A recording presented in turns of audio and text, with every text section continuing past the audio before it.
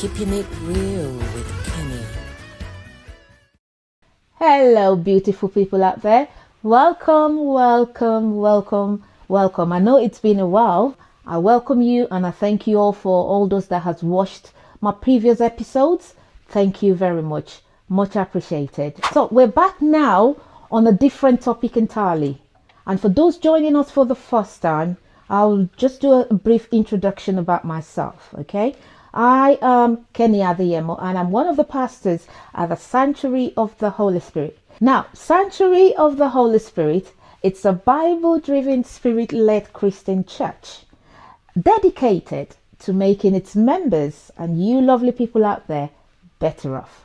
So, we are going to be treating a different topic completely today, okay? And it's called leadership in parenting.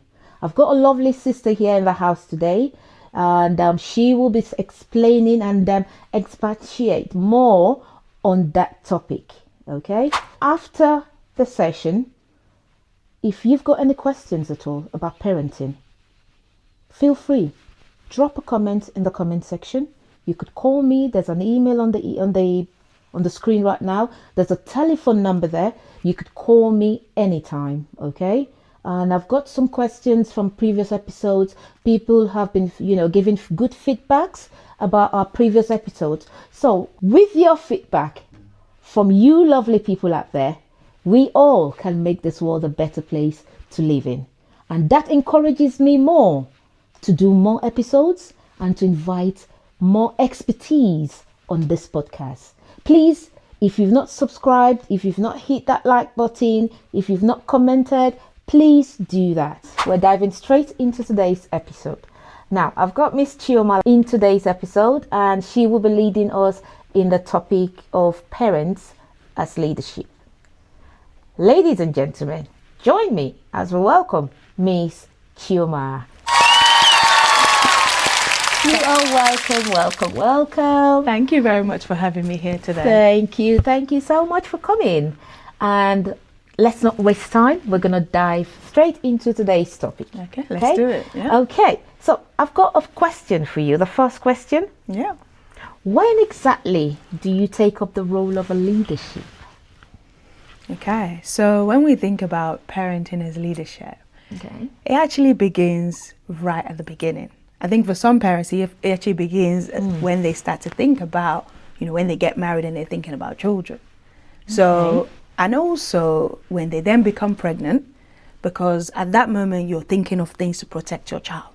So the things you're eating, because they will say you can't drink, you can't smoke. Yeah, exactly. So all of those things you're doing, but then also you're protecting. So what you're eating, where you're going, the kind of things that you're feeding yourself. But also for me as a parent, I remember I started reading to children because one of the things they encourage you to do is to read to children When in the you're womb. pregnant? Yeah. So I used to read because they recognize, then the baby starts to recognize your voice. So couples are encouraged to, even from that early Pregnant stage, women out there, start, that's another tip. Yeah, start Okay. reading, start singing. There's a powerful video that I saw of this dad that used to sing to the baby in the womb. And when the baby was born, the child was crying quite distressed. And the dad started singing. And the moment the dad started singing, the baby just stopped. Oh, wow. Because she recognized the voice dad's of her voice. father. Because she had heard it for 9 that's months. so sweet. So Oh. leadership begins way before the children are born and in the womb. Okay. So when they're born, and what happens? So when they're born, it can be a flurry of activity. Usually sleepless nights, Oh, dear. Do we go into all that again? Wow. Yeah. So Such an experience. absolutely. We all had. So sleepless nights, lots of things to do because that baby is at your beck and call 24 hours Oh a my day. God. No breaks. But I think alongside all the necessary things you need to do to keep them alive, we're also modeling as parents. So because we're their first teachers. So that's why I say parenting is leadership because we are leading the way we model things. We're modeling how things should be, the way we speak to them, the way we treat them.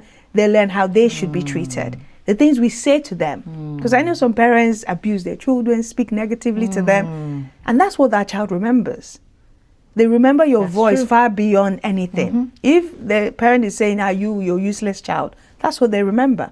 So it's important that we speak life. And especially as Christians, as believers, God says that the words that we speak is so important. Life and death. Yeah. And so it's important for us as parents to speak life to our children. Okay. Thank you. They might be doing things that will annoy us. Oh, definitely. That is for sure. They always do, children. We were once like that. Exactly. Don't forget. Exactly. And we have to remember that they're only children. And so they can only act with what they know. Children would always be children, wouldn't they? Absolutely. And so we have to give them grace. It's hard. It's not easy at all. Hard. It's not easy. Very hard. It's not easy at all.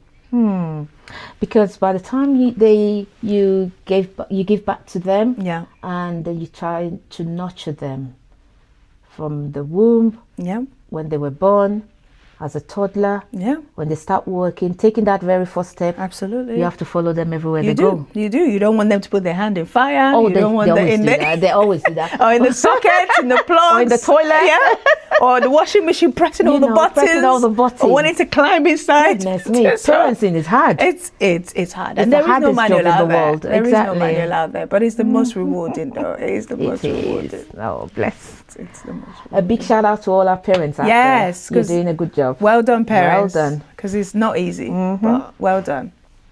Okay, another question. What will be the outcome of a good parent as a leadership? When you talk about outcome is measurable. But when you have a child, it's not always easy to measure, right? You're right. In business, it's easy to measure. Exactly. But when it comes to outcome, especially with human beings, because God has given us free will. And children also have free will. And I think it also depends on your child's temperament. So some children are quite easygoing. So you tell them, they do it. Other children, they don't want wahala. No, they don't. So they will be like, I don't want wahala for my mother, my teacher, my father, nobody. So some children have quite easygoing temperaments. Others might be quite, it might be due to things like neurodiverse, or it's just their character. And it's important for us as parents to learn our children, because if we understand them, then we don't get so frustrated. That's true, though, because not all children are the same. No, not at all. Because you can have twins. My sister has a self-twin, and they're both completely different. I'm actually twin. Oh, did you? I am. Of course, makes sense. Kelly, yes. So you probably so different to my twin sister. Your twin sister. Yeah. And you might look alike. Yes. But you have different characters. And it's this, and that's why it's important for parents. You can't raise one child the way you raise the other, because they're completely different. That's true. And that's why you learn. I was delivering a talk yesterday for parents from a school, and I was talking about temperament, because it's important that you understand your child. Yeah. Because when you understand them, then you know how to work with them. That's true. If you don't understand them, then that's where the loggerheads and the fights, spring from. Yeah, children are different, you see. So yeah, that's actually right. So as they're growing, we tend to study them. We do. But you know one thing, I realize, maybe it's just me, women, we don't take our time to study our children. No, we don't. The men do. They do. Because I remember when my children were growing up, my husband would study them really well. Yeah. This is what is happening. Yes. I say, are you sure? Yeah. And we're like, oh yeah. You know, that kind of a thing. Yeah. So I don't have that patience. I just want to get things done and just move. Yeah. Because this child is so different. So some children, that's why as parents we can't say everybody should be a doctor, everybody should be a lawyer, everybody, because they all have different passions. They have, and that's why as parents it's important for us to bring out the best. But in studying them, we can bring out the best in them. I remember my eldest is in his final year at university, and when he was younger, he loved computing. So I knew that there was no way he was going to be a doctor, a lawyer. No way. So, no way. So I remember taking him to first coding class, but it started from studying him and his temperament and understanding that this one definitely will not be a lawyer. Definitely will not be a doctor. He had no interest. The sight of blood for him is... That's true. It doesn't work. So back to the question of the outcome. In order to have that, because people think of outcome like your child is, yes, they are a doctor, lawyer, but actually outcome is so much more than that. It's about your child. How do they believe in themselves? Things like emotional IQ. Because a lot of times we think of emotional intelligence, we think of intelligence, but there's so many different types of intelligence. Can that child survive in the outside world? Because as parents, we're teaching them we're preparing them for the future, for independence. So it's not just book smart, because a lot of, especially in our African community, we focus on my child was at, my child had first class, you know, first class degree, but there's so much, because some children have first class degrees, but they cannot communicate like I'm doing with you. And so it's important for us that in terms of measuring outcome, can this child survive in the outside world? Especially for us as parents, we won't be here forever. Exactly. And that's why I say to my children that it's about teaching them challenges of the world, about you know, resilience, how do they bounce back, how do they problem solve, how do they communicate. So as parents, that should be the outcome we're measuring, not just if the person has a first class degree. Can they hold a conversation with somebody? Do they have empathy? That's true. Can they see somebody who's out there and struggling to get a bag or pick up a bag? Will they help? Yeah. Did I ask, do you need any help? Exactly. Stuff like that. Yeah. Some children are not bold enough to do that. They can't do that. So those are some of, for me, when we think of outcome, it's not just the brilliance, it's emotionally. And they look at, because then we're preparing them, one day they're going to be husbands, wives. Are we preparing them to see their wife and say, can I help you? Exactly. Are we teaching them as, you know, and in that leadership that we especially modeling, we are also teaching them how to be good husband, good wives. Brother. And I tell my, good brother, good sister. And I tell that to my children. I have boys. So I always say to them, one day you're going to be a husband. Because I think a lot of times we tell that to the girls, but we never tell that to the boys. I do sometimes. Good. I'm glad. I tell my son. Good. You know, you have to treat your wife well. Yes. That's the way you treat me is what your wife is going to look at to know if you're going to treat her fine. You know, stuff like that. Absolutely. You know, you just say it jokingly, but it sticks to their brain, you know, and they keep it in their memory. They do. You know, they do. And so that's why I say outcome is so much more than, you know, your results and how well you perform at school. Thank you so much, Miss Chioma. Another question: can a child be a reflection of their parents? Absolutely, absolutely. Not just parents though, because as children they have to go out into the big wide world. But as parents, what we're modeling at home. So if we're teaching them about honesty, so I'm sure you've seen those situations where the parent says, "Tell them I'm not around." Parents, we're all guilty of that. I was just going to say, we're all guilty. Tell them, I am not here. I don't want to see them. Go. But then what we forget that if that child then turns around and does the same to us, we get upset, right? But you started it. That's what I'm saying. So we've modeled that dishonesty to them. We might think it's just a small white lie. But what future are we teaching them? You know, how are we showing them? Because these things we're teaching them is for their future. That's true. That will carry on way beyond our time on earth. We're passing on the baton to them. What baton are we passing on? But you know, the children of nowadays, they'll tell you, "Mommy, why are you lying?" The Bible says you cannot lie. Children will call you out. They will tell you straight away. I love children, and some parents, but I do, because children are honest. They have a sense of fairness. They have a sense of right or wrong. You know, because you've just said that, sometimes I'll be like, I prefer my children praying for me. Yeah. Because they're pure. Yeah. God hears their prayer. I always say God hears their prayer. Their sins are not as much as mine. Yeah. You know. God hears their prayer. So if you have a child out there, always let them pray for you. Yes. There's always a secret behind it. Because God answers, I always say God answers children's prayer. And the reason why I say this, when I was pregnant, I was praying for a girl. My son was praying for a boy. God answered his own prayer more than mine.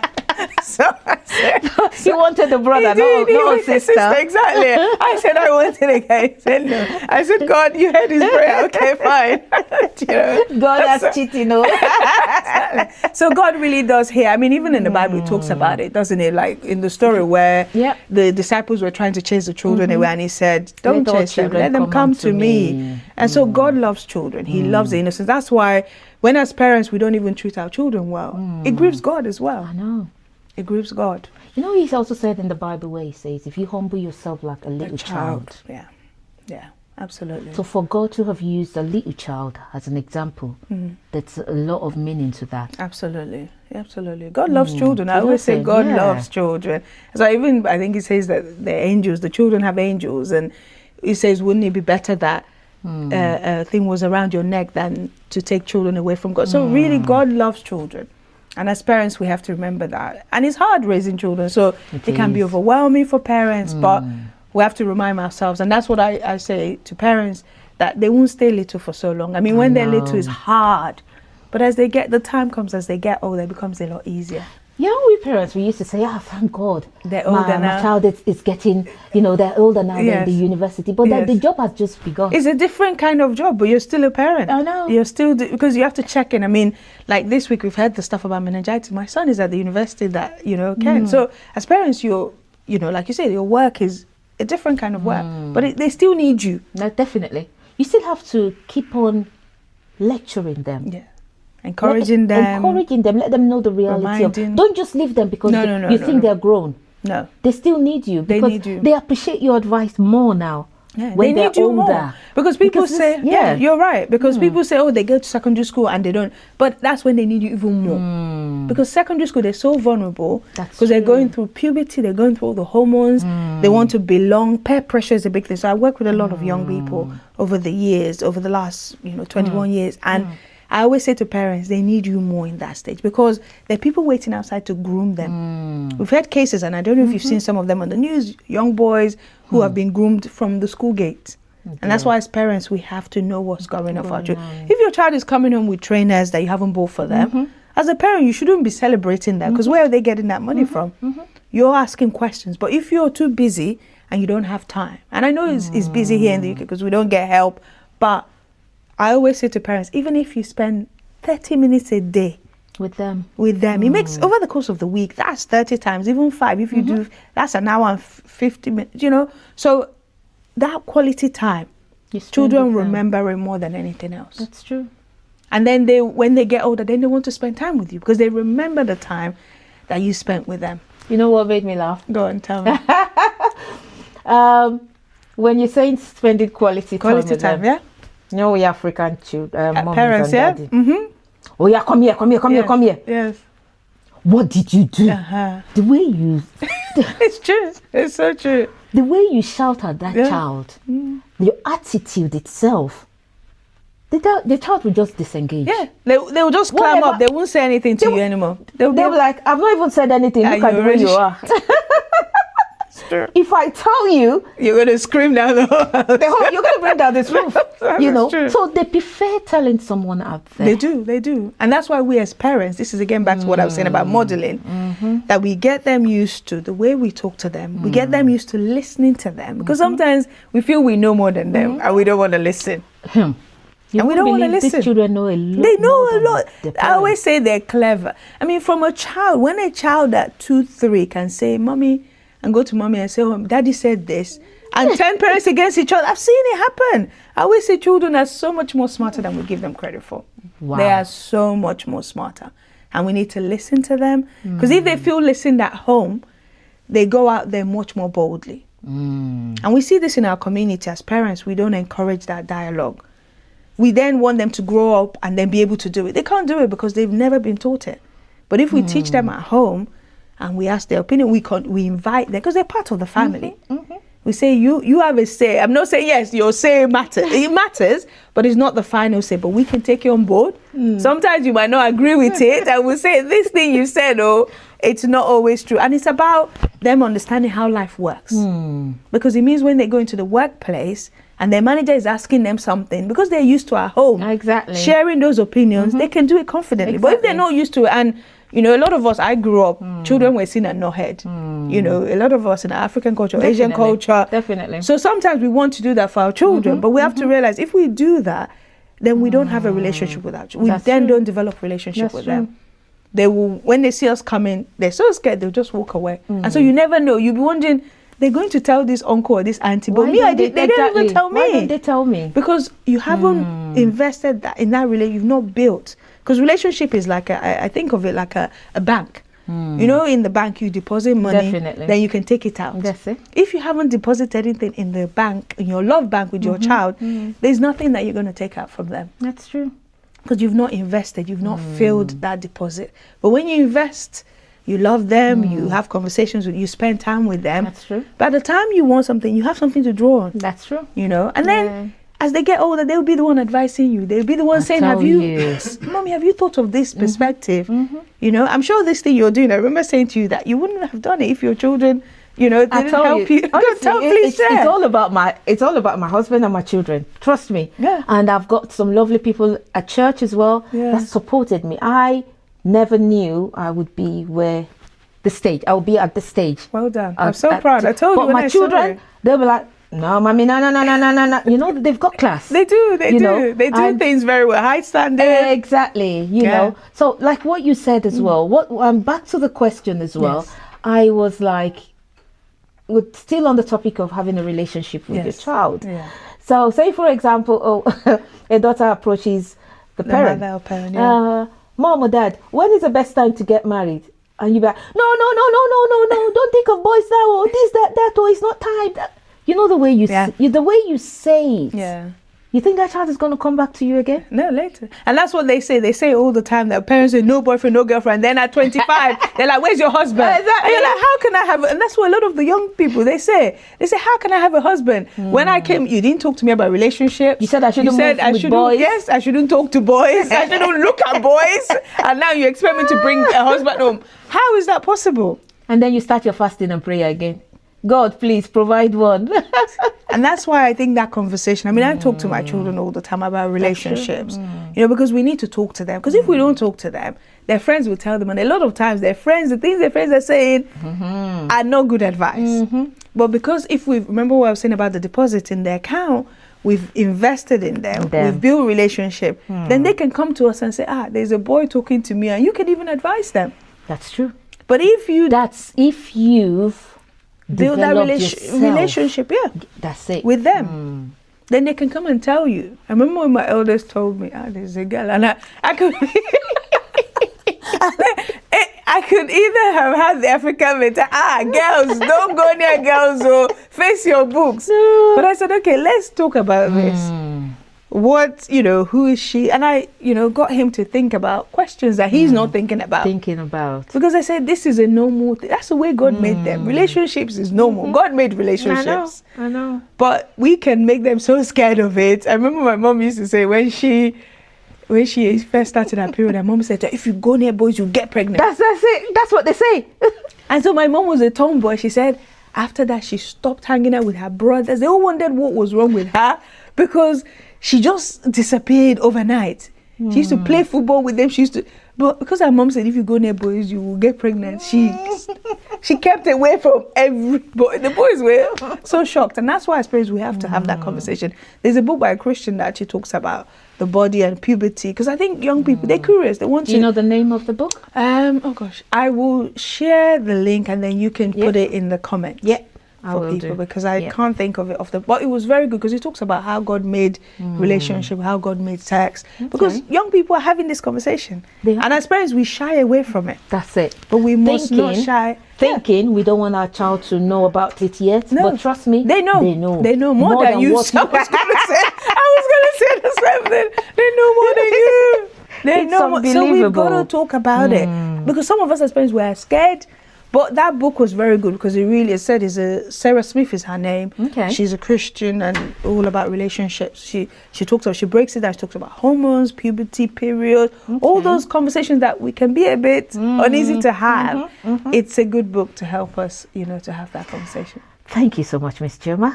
And another question for you again. Yeah. Should there be unity in parenting? Is it compulsory? Ooh. It really helps because when daddy says and mommy says don't go there. Yes, and mommy says I'm not giving you money for pocket money. Yes. And mommy says just go. Worry, I'll give you. Just go. So should we have one voice when raising a child? Unity really helps because having common values as a family, because you can say this is our family value. That in this family, there's a plaque I have at home that says in this family we love, we support each other, we listen. Because when you work as a team, because there's no I in team, right? So mom and dad brings their strength together. Because there are things that dad sees, mom doesn't see.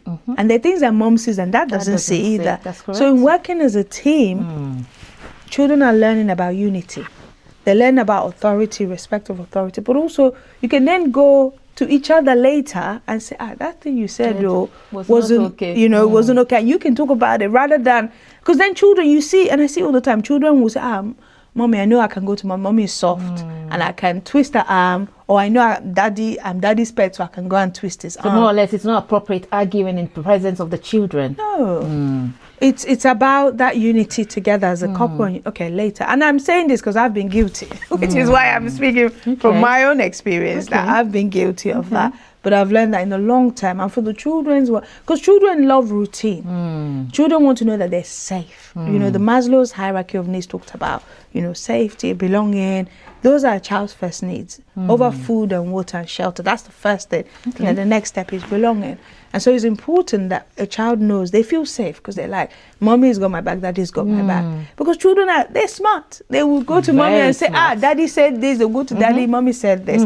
But if they know that mommy will say, let me go and check with daddy. Or daddy will say, let me go and check with mommy. They know they cannot play you two against each other. That's true. And that's where the unity comes in. It helps the home to be quite peaceful, because they're like, mommy and daddy are singing from the same song sheet. And then later you as parents can say, that thing you said though, daddy, that thing you said, mommy.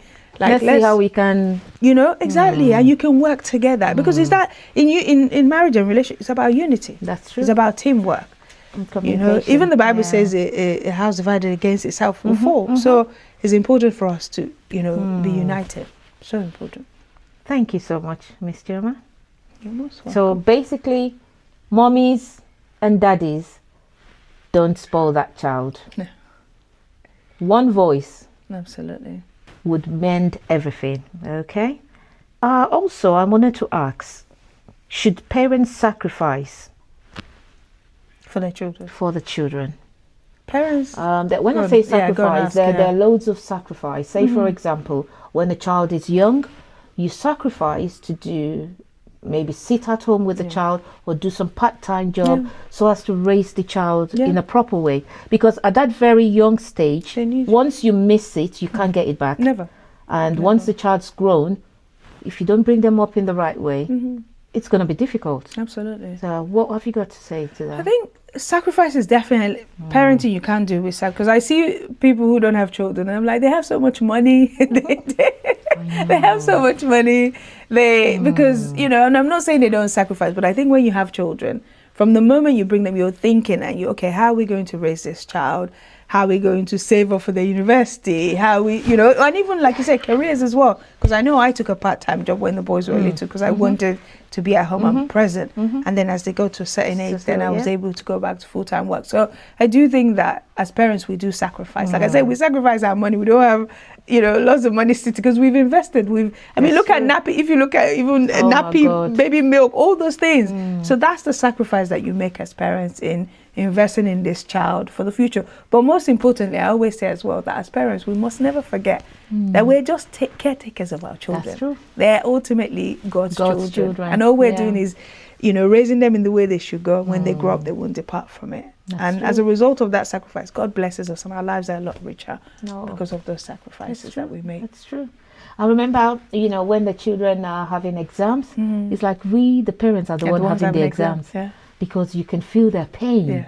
You know, when they're sick, we feel the pain. When they're having exams or going through some tough times, we can feel the pain as well. You know, absolutely. Thank you so much for that. But also, I think as parents as well, that you know, as a parent, you are a manager. You are doing so many jobs. You're a cook, you're a driver, actually. You're a bank. A bank manager. What else again? You're doing a lot of things as a parent. You're a teacher. You're a teacher. You're teaching them, you know, the future. So we are sacrificing because we are thinking of them, and the decisions we make, we always think of how it affects them as well. I was just speaking in the car I was talking with my husband on our way here, and I was like, actually, ever since once the child drops, you don't have a life of your own anymore. No, you don't. So because everything revolves around the child, before you make any decision, you have to think of that child first. You do. Where you live, you know, where you live for schools. And I say this because we moved, you know, to be closer to grammar school at one point. So you're thinking about all those things. You're thinking about the children. You know, this neighborhood, is this safe? When you're a single couple, you can go and live, and you don't really mind. You can be like, we live quiet area. But once the children are coming, you're thinking quiet area, schools, things like that. You're thinking of all those things, you know, for your children. So especially some people move because of a very good school. Yeah, that's what we did. When you have a good school in an area, you want to move towards it just for your child to get you know, into the the school. loads of sacrifices parents Absolutely, do. absolutely. Well done to all parents. Well done, once well again. done, well done, parents. We're proud of you. Very proud. And it's not easy. I mean, we saw recently, I don't know if you also, Michael Jordan won the award, the Grammy or Oscars, and he was thanking his mom, his dad for their sacrifice. He talked about his mom taking him to his acting classes, that he wouldn't be here where he is without his parents, you know. And he said, Mom, thank you. When you couldn't afford it, you still took me. And parents, don't give up on your child. No, don't. No matter what you're going through, don't give don't up. give up. Don't give up. Don't give up. Every child are blessed. Okay. Yeah. Also, I wanted to ask, when discipline a child, when you want to discipline a child, and as a parent, you need to control yourself. You do.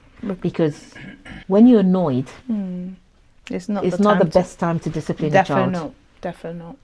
Because I used to remember then, oh my dad of blessed memory, when he wants to discipline you, he will leave you. Yeah. And I'll be like, try to be the good girl ever throughout that day. Meanwhile, your punishment is still pending. Yes, of course. But you carry on being a good girl throughout that day, hoping and thinking he has forgotten. But not knowing he's piling it up for you, you know. So when you're annoyed, it's not the best time to discipline a child. Why is that? Okay, so one thing we have to remember when it comes to discipline, that discipline is not to hurt them. Because I know growing up, there were stories of parents that will beat a child to a pulp that they have to end up in hospital, right? Wow. That's not discipline. That's you as a parent taking out your anger on your child, your frustration on your child. So, you know, it's important to think about the punishment, and especially age-appropriate punishment, because as they get older, it doesn't mean that it's harsher, but it means that maybe at that point you even ask them, because sometimes as they're older, they will be harsh on themselves. The punishment they even give themselves will be harder than the one you were going to give them. So it's about, like you said about your dad, like, don't punish them in that anger, because that anger, you will do things you regret or say things that you regret. And that child will not forget those things you said. So it's important to sometimes just walk away. It doesn't mean that you're weak, because I think sometimes you think, does that make me a weak parent? I've not dealt with it right there and then. But it's saying, you know what, we'll come back to this. And when you come back, you're in a much more measured, calmer, you know, and you're thinking clearly rather than at that point that you're of anger. I remember a lady that Auntie Foluke was called. Like she works, runs a charity, and she's been running for about 30 years working with families. And one of the things she said, she had a really good module. You know, she said that discipline and punishment should be like a sandwich. So you start off with the layer, you remember the good things that this child has done, because children really have a way of being so hard on themselves.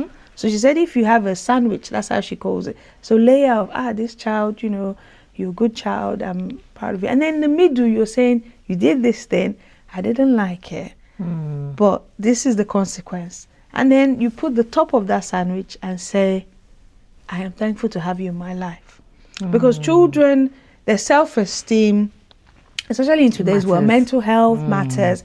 And so as parents, we just say those things and we're not even thinking of the impact. But in doing it as a sandwich, it helps a child to know, yes, they're in trouble, but they're still loved. It doesn't stop you from loving them. It's like the Bible says, like God says, God doesn't, if God punishes us, you know, He chastises us, but He will also remind you, I love you. I love you. That's you know, true. I died for you. Look at when they was beating him, stoning him before he was nailed on the cross. Yes. He still said, Father, forgive them, for they know not what they're doing.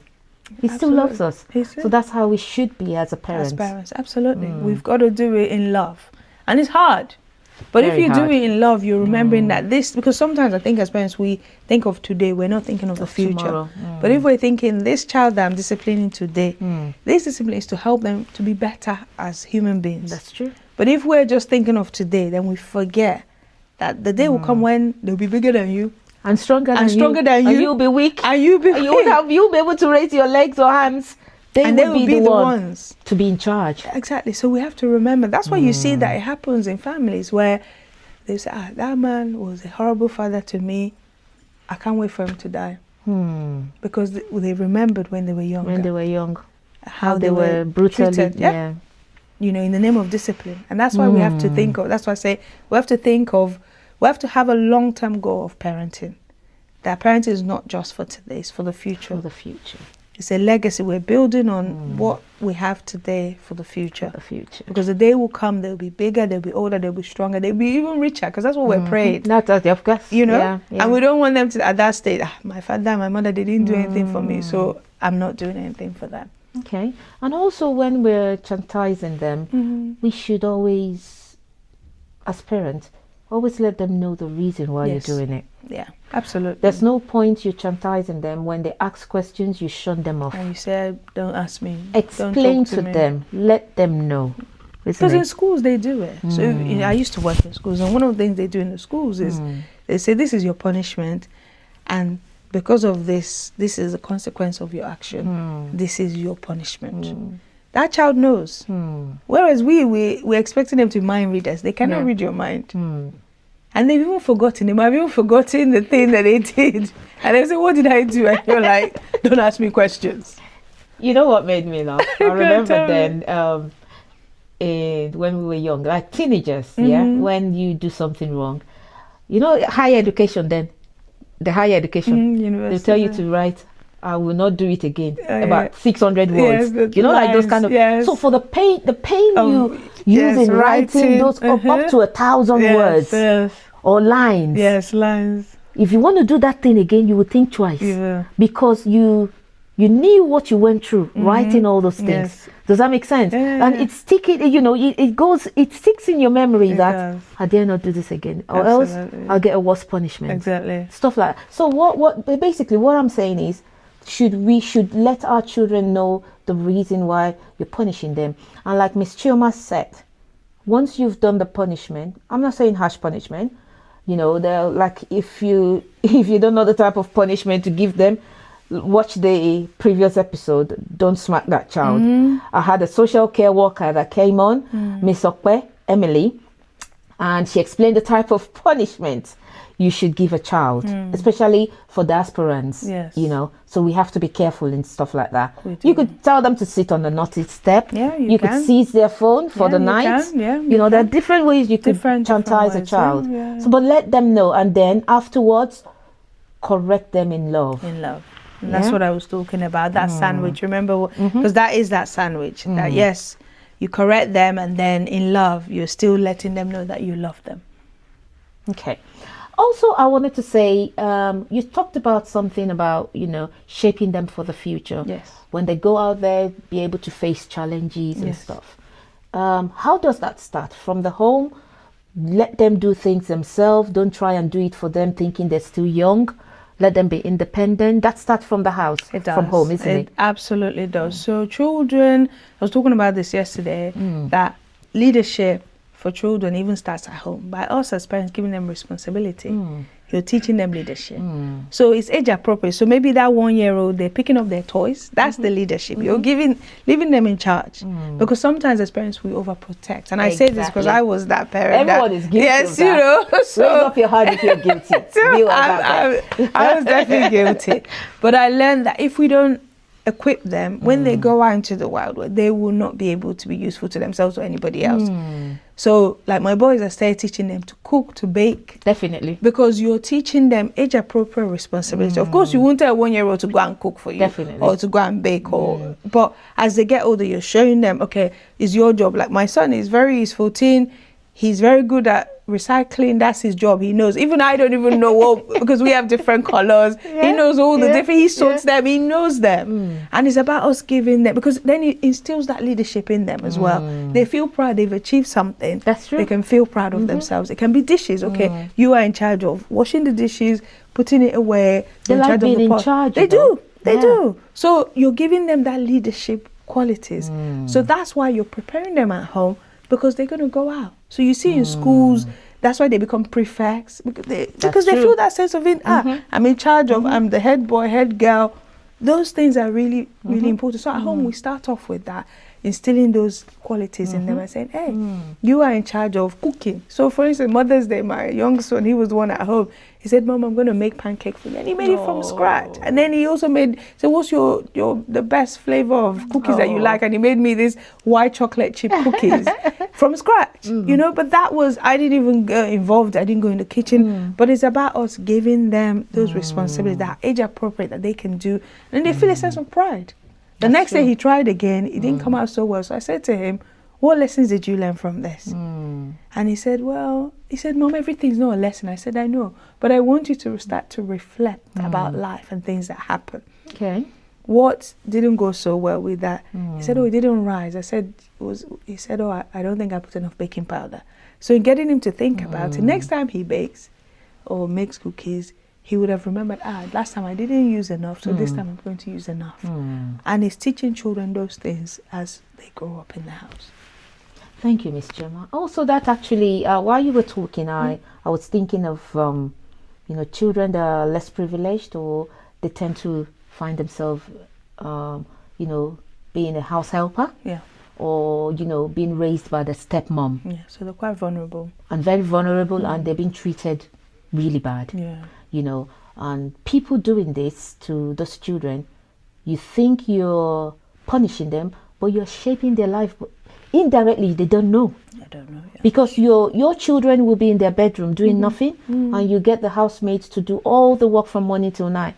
When she's older, she knows where to go. Exactly. She knows what to do. She knows how to look after her home. Yeah. But your child, you've not taught your child. So that's why it's important to treat people well, regardless of whether they're your house. You still treat them well. Treat them well. So important. But those chores are preparing them for their future. Thank you so much, Miss Chioma. There's actually a Harvard research that says children that are given chores and things, they actually do better in life. Thank you for that. Yeah. That reminds me, I saw a clip on social media. He's a preacher, and he was saying he raised all the children, like from orphanage or people that are less privileged. He's not spending his money. He's quite a rich man, or he doesn't spend all his money on his children alone.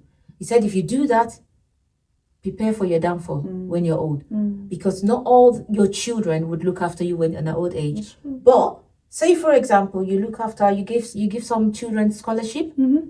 They're not related to you in any form. Those children will appreciate you more. They do. Than your biological children. Because they're not feeling entitled. Your children in many ways feel quite entitled to. Because your biological children feel, that's my entitlement. That's your job, That's my inheritance. Yeah. So why should I work? But people you sponsor, people you look after out there, they appreciate it more. And you're at your old age, they would be the one looking after you. Absolutely. Is that right? Yeah, absolutely. Yeah. I've seen it happen, many, many times where people have invested in other people's children. Those are the children that will remember you. I say, you did this for me a long time ago. Yeah. And you probably don't remember. Yeah. Thank you so much, Miss Chioma. So as parents, we should be careful. You see, no matter how little the child, talking about children, discipline them. When I remember someone said, when a child is young, you feel, don't beat that child, or don't punish, he's still a young child. They know. You see, when a child dropped something, or glass or bottle, breaks it and runs away, they know. Discipline should start there and then, because they know they've done something wrong. Yeah. So don't say a child is too small to chastise. There's always a saying, spare the rod and spoil the child. Yeah. So parents, let's be careful. In everything we do, let us be a good role model to our children. Absolutely. Even if there's no role model, if you think your child doesn't respect you, find a father figure or mother figure. Absolutely. In the family, in the friend, amongst your friend, find a father figure, find a mother figure, someone that they respect a lot, and let them train your child for you. Back home. You, as a parent, does not train your child alone. No. The whole community will train your child. And that's one of the things I said in my talk, it takes a village, because it really does take. And even here, you might not have that village, but churches, definitely, mentors, there are people around that can be part of that village. So children. Never feel like you're on your own. Ask for help. Ask for help, yeah. Ask for help. And there's the people you could ask for help as well you could find on, you know, any Yeah, the organizations that really do help. So Genesis Impact, they do quite a lot of family Genesis Impact. Yeah. So Genesis So and then Bible. Yeah, Impact. And then Impact. Okay. Yeah. So you they could do a lot search of that work. up. Yeah, they do a lot of work. But also you have so many mentors out there that are really helping children and parents. And then you can speak to me. I do my, I said my son is 21, so I feel like there's nothing I haven't seen when it comes to raising children. I'm quite happy to talk to parents and signpost parents to get help and support, just so that you're not on your own. Never want you to feel like you're on your own, because I know sometimes it can be quite isolating, especially if, say, you're a solo parent, or maybe your husband is passed, or you feel like you don't have anybody. And I always say it's better to get help than when it gets to that worst case scenario where one day the police turns up at your door and say your child has done something wrong. So I'm always saying, don't suffer in silence. Don't wait to There's do help. that. Yeah, don't let it get that bad. Thank you so much. Thank you. So viewers out there, lovely people, I'm gonna put her link at the comment section or on the screen. So if you need any help out there, please contact Miss Chioma, okay? And she would be glad, more than happy to help us. Okay. Thank you so much for staying with us to the very end. Thank you so much, Miss Chioma, for coming over. Thank you. It's been a pleasure. Thank you for those questions. They've been quite insightful and thought-provoking as well. Thank you so much. We're very grateful for all the answers and all the lectures and all the advices you've given us. Thank you so much. And if you've blessed so many souls out there, I pray the Lord will multiply you in the name of Jesus. Okay? Amen. Thank you so much. And viewers out there, back to you. So we've heard a lot from today's topic, parents as leadership. So if you have any topic or any questions that you're struggling with, please email me on the email address on the screen, or you could email Miss Chioma. I will be putting her link in the comment section as well. So please contact her, or you can contact me, and we will discuss this at the next episode. We still have Miss Chioma as our resource in the next topic of parents as leadership. So if you've got any questions, feel free to contact us, okay? Thank you very much for staying to the very end. God bless you all out there. I remain your host, Kenny Adeyemo. See you till then, and stay blessed. Bye.